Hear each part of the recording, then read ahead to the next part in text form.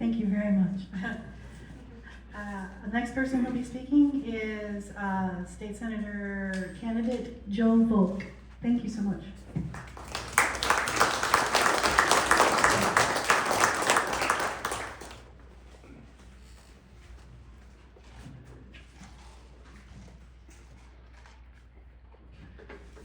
Thank you. Thank you everybody for coming this evening. I am Joe Volk, running for State Senate. My wife Cindy right there, and we have 2 daughters, 1 son, 3 grandkids. I am a Christian and a farmer, a small business owner. I'm a retired professional farrier and a lifelong Hoosier. And I love this state of Indiana, but I never thought I'd be in the political world. But now, more than ever, I feel I need a voice for the people to hold our freedom and protect our land from the working residents. I am against overdevelopment, overregulations, solar farms, and data centers. Our land is more than property. It is our heritage and our backbone of our communities. I'm committed to protecting rural areas and ensuring growth happens responsibly without sacrificing the character that makes our state special. As a proud advocate for farmers and rural families, I fight burdensome government regulations that stand in the way of agriculture and small business. My goal is to help get our community back on a strong foundation. Our state and nation was built on timeless principles: faith, family, and hard work, and professional responsibility. I believe it is time to return those roots and rebuild a strong foundation in faith, moral integrity. By putting God back in the center of our values and decision making, we can strengthen our communities, protect our freedoms, and ensure a brighter future for the next generation. My focus is not to help get this country back on track with having God, liberty, and justice at the forefront and not put worldly things before God. Additionally, I stand firm on the Second Amendment and I am pro-life. I always like to, at events like this, you say the Pledge of Allegiance. I do like to break that down. Some of you might have heard me do that before. So I pledge allegiance to the flag of the United States of America and to one republic for which it stands. Let's break the republic down. What's republic mean? It means the power rests within the people through a representative. Otherwise, it is a monarchy. So in our areas, a lot of our local government and state governments running things like a monarchy. They want to pick the next person, successor, without a vote, without the public vote. When I seen Chip Perfect step down 2.5 years ago, I didn't even think that was a United States thing. I thought that was the most wrong thing I've ever seen. So I've been watching politics ever since. So I've been watching how people step down to let their buddy step in position rather than the people vote. And then at the meetings, a lot of times they don't listen to the people. They talk down to them or they make them look. And the public are not public speakers. So I would like to change that, where people do have the power. And then we go on. One nation under God, indivisible. So under God, our country was based with biblical principles when we just celebrated our 250th anniversary. So we need to get back to putting God back in our schools, as that is our foundation and rock of this country. When you go to other countries, they don't use biblical base for their rules and common so we all get along. You might not think things are great in America, but go to another country, you'll find out America's still an awesome country. Indivisible and the liberty and justice for all. I'm a big fan of the 28 Principles of Liberty. I all you guys that are in government, I advise you to go through it. Give yourself a test. See how you're doing. Are you doing a great job? Are you only getting 10 out of the 28? It really keeps you up to check.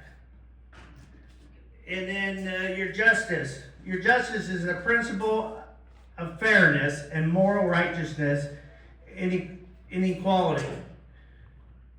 So your morals come from the biblical Bible, folks.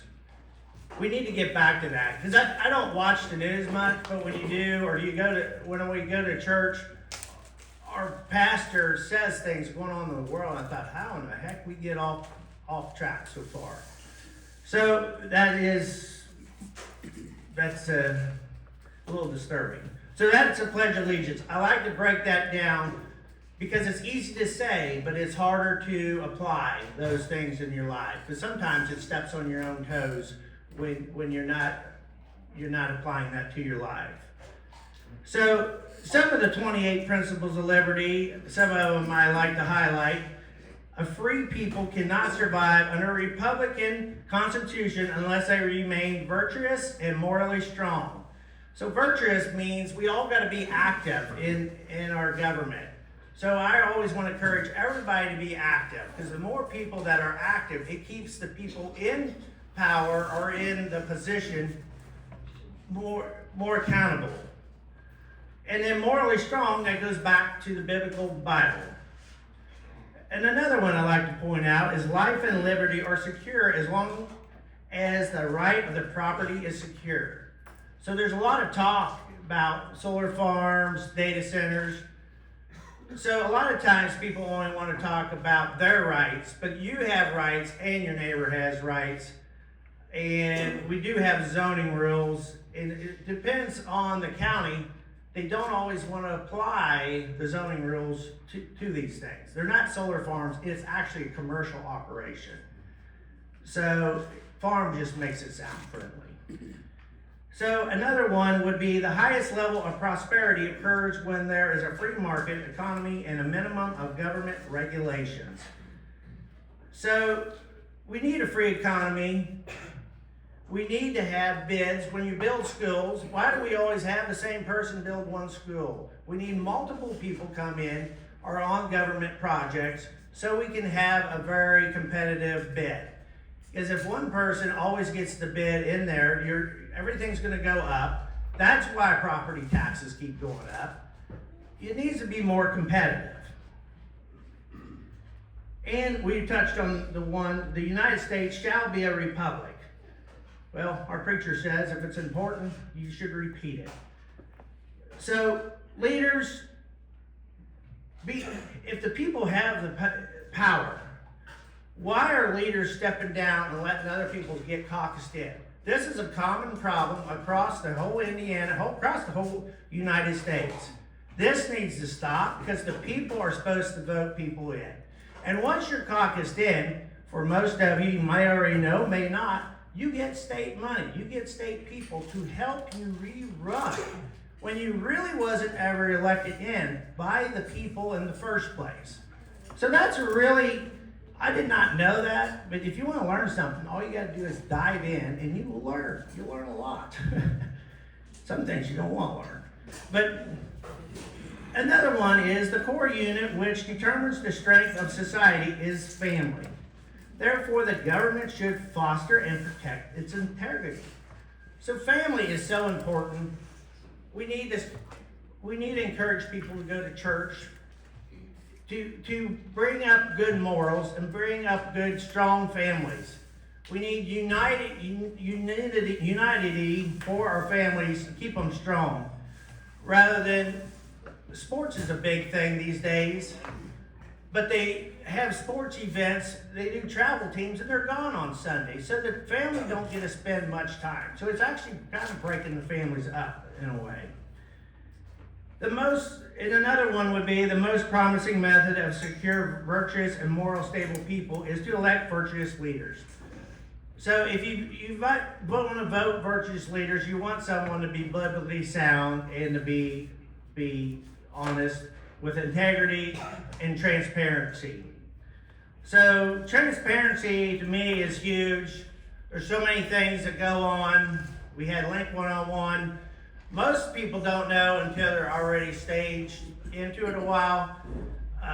It's kind of amazing to me that the politicians that are in, they do not tell you what is going on until it's a little late. We have Southeastern Ready program, which is trying to develop our area. There's across our area, I think there's a couple of them. The governor is funding $1 billion to these different things to increase our infrastructure. Now, everybody I talk to, we can't even maintain our own roads. So it's kind of like adding onto your house, and your main structure, the roof is falling in. So why don't we take that $1 billion and fix our roads, help our communities, rather than developing it like the next Carmel or what have you, because that will increase your taxes to go up. They claim when you sit at the meetings they will go down. I have not yet seen anyone show me when they boosted the economy with more houses, more building, and the taxes go down. I've only been in areas where the taxes keep going up. The more you build, the more the taxes go up. How it's tax structured. And a big thing for me is the data centers and solar farms. Seems like we get involved every time something comes around. So, the data centers, it's kind of interesting to me how many data centers are trying to put in the area. And to me, it's like we had them before, but now why do we need so many in our one area? Well, AI is coming in. And it's not just AI, folks. I don't know if you all seen the human robots coming out that Tesla was making. They're supposed to have already been out. They take an enormous amount of energy. They take an enormous amount of data. So when those come out, if they get the data centers in, you're going to be losing jobs like crazy. Because the robots will work 24 hours a day, do whatever you want, and they're highly intelligent. So, that scares the daylights out of me. It should you. And it's amazing with the state level, the insider trader, I call it insider trader, how when you go to the state house, where the guy that's trying to run for re-election that never was in, he's involved in so many of these data centers. Why do I call farmers and they say, oh, I'm doing a deal with him. I like you, Joe, but I can't say nothing because I'm doing a deal. Why, as people, the $1 billion, federal, state, or whatever, whose money is that? That is our money. That is not the people in power. That's not our governor's money. It's not senators' money. That is the people's money. So you tell me, why don't we know? I know because I know people and I call them. We have tons of contacts. Why are we the last ones to know? And why it affects so many other people? And the solar farms, they don't produce much energy. They come out of Texas. And they dangle $4 or $5 million in front of the county and say, oh, we're going to give you $4 or $5 million if you let this in. They are not green at all. They're nothing but a disaster through and through. All you got to do is talk to people that worked on them. I've talked to people that tore them out. There is nothing green about it. So, the thing is, what really catches my eyes, the people that are voted in, they never say if they're for it or against it. That must be a true politician, in my opinion. I don't like that. I'm going to say what I stand for. You don't have to agree with me. We can agree to disagree. So, that is a big reason I'm running. Because the people need transparency. They need to know because it is your tax money. It's not their tax money. They like to put in new because it's a lot easier to put money into their own pocket when it's new rather than doing maintenance. Maintenance, nobody likes maintenance, but we all have to do it. So lastly, I would be honored to be your state senator and work together with a common cause. I would appreciate your support so the Senate can have more representation on agriculture, soil preservation, protecting Indiana land, and bring more common sense to decision making. I would like to read a little bit out of the Bible here. I found it today. It would be in Psalms 161. Sin or shin. Rulers persecute me without cause, but my heart trembles at your word. I rejoice your promise like one who finds great sport. I hate and deceit, falsehood, but I love your law. 7 times a day I praise you for your righteousness law. Grace, peace have those who love your law, and nothing can make them stumble. I want for your salvation, Lord, and I follow your commands. I obey your statutes, for I love them greatly. I obey your precepts and your statutes, for all my ways are known to you. I'm Joe Volk. I'm a proud user. I love every one of you, and God bless.